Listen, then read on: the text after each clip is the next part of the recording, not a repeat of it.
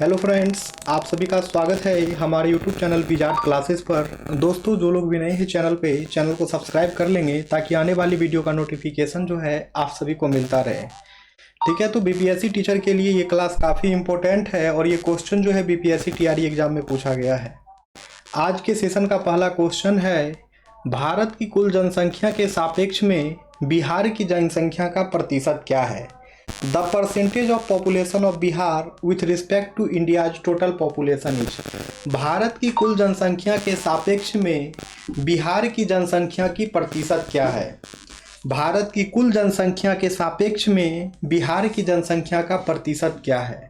Option A है 8.58%, option B है 10.10%, option C है 12.25%, ऑप्शन डी है उपरोक्त में से एक से अधिक, ऑप्शन ई है उपरोक्त में से कोई नहीं।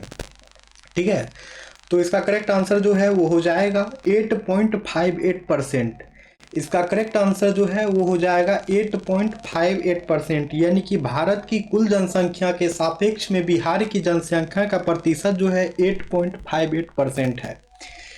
भारत की कुल जनसंख्या के सापेक्ष में जो है बिहार की जनसंख्या का प्रतिशत जो है दोस्तों वो 8.58% है। नेक्स्ट क्वेश्चन है, निम्नलिखित में से कौन सा जोड़ा जो है बिहार के दक्षिण गंगा क्षेत्र से मेल नहीं खाता है? Which of the following pairs is not correctly matched with the respect to south of Ganga region in Bihar. निम्नलिखित में से कौन सा जोड़ा जो है बिहार के दक्षिण गंगा क्षेत्र से मेल नहीं खाता है? ऑप्शन ए है पटना मुंगेर, ऑप्शन बी है गया अरवल, ऑप्शन सी है पटना वैशाली, ऑप्शन डी है उपरोक्त में से एक से अधिक, ऑप्शन ई है उपरोक्त में से कोई नहीं। इसका करेक्ट आंसर जो है वो हो जाएगा फ्रेंड्स पटना वैशाली। इसका करेक्ट आंसर जो है वो पटना और वैशाली हो जाएगा, यानी कि बिहार के दक्षिण गंगा क्षेत्र से जो है पटना और वैशाली मेल नहीं खाता है। बाकी सारे ऑप्शन जो है करेक्ट है, चाहे पटना मुंगेर हो या फिर गया अरवल हो, ये दोनों करेक्ट आंसर है। अब है, नव भारत का पैगंबर कौन कहलाता है? नव भारत का पैगंबर कौन कहलाता है? Who is called the prophet of new India. Okay, यानी कि नव भारत का पैगंबर कौन कहलाता है? ऑप्शन ए है राजा राम मोहन राय, ऑप्शन बी है दयानंद सरस्वती, ऑप्शन सी है दादा भाई नारोजी, ऑप्शन डी है उपरोक्त में से एक से अधिक, ऑप्शन ई है उपरोक्त में से कोई नहीं। तो इसका करेक्ट आंसर जो है वो हो जाएगा फ्रेंड्स राजा राम मोहन राय।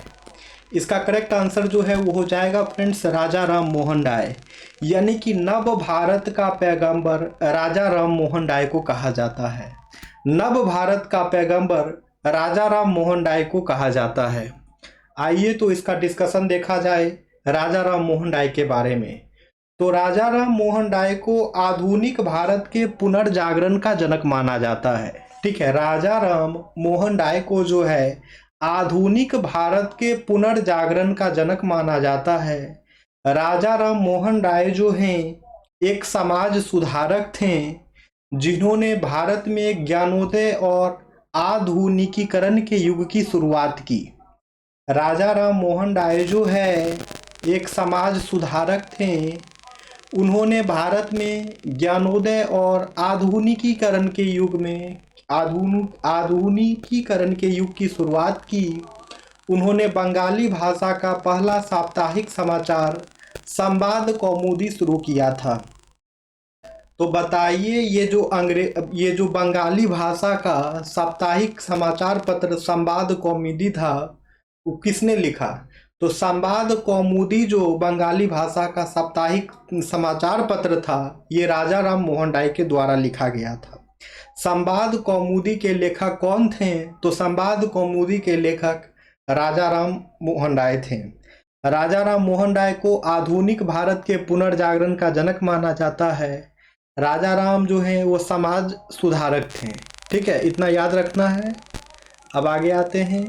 राजा राम मोहन राय जो हैं हिंदू एकेश्वरवाद की शिक्षाओं को फैलने के लिए वेदांत कॉलेज की स्थापना की। वेदांत कॉलेज की स्थापना किसने की? तो राजा राम मोहन राय ने की। वेदांत कॉलेज की स्थापना किसने की? तो राजा राम मोहन राय ने की। क्यों की?